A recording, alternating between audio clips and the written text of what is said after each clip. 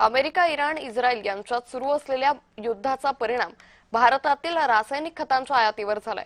खतांच्या किमती मोठ्या प्रमाणात वाढल्या तर ऐन खरीप हंगामाच्या तोंडावर रासायनिक खतांचा तुटवडा निर्माण होण्याचाही धोका वाढलाय। दुसरीकडे शेतीमालाचे बाजारभाव गडगडल्यानं शेतकऱ्यांनी खत बियाणं खरेदीकडे पाठ फिरवल्यानं याचाही मोठा फटका विक्रेत्यांना बसतोय। याचाच आढावा घेतला आमचे प्रतिनिधी अमोल दरेकर यांनी।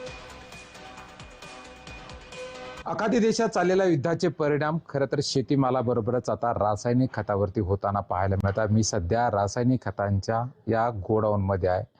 या गोडाऊनमध्ये खरं तर वर्षाच्या किंवा जशा हंगामाप्रमाणे या ठिकाणी खतांची मागणी असते त्याप्रमाणे या ठिकाणी व्यापारी खरं तर या ठिकाणी पुरवठा साठवणूक करत असतात। परंतु येत्या काळात आणि युद्धाची जन्य परिस्थिती पाहिली तर शेतमालावरती होणाऱ्या रासायनिक खतांचा कुठेतरी तुटवडा होण्याची शक्यता या ठिकाणी व्यापारी दर्शवतात। आपल्यासोबत काही व्यापारी आहे, काय सांगाल, काय परिस्थिती आहे आणि युद्धाचा काय परिणाम झाला?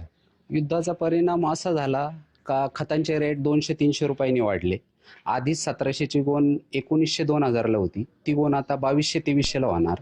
म्हणजे शेतकऱ्याचं कंबरडं मोडणार आणि शेतकऱ्यांचा कुठेही पैसा घडत नाही। कोणताही भाजीपाला असो, कोणत्याही मालाचे कुठेही पैसे घडत नाहीये।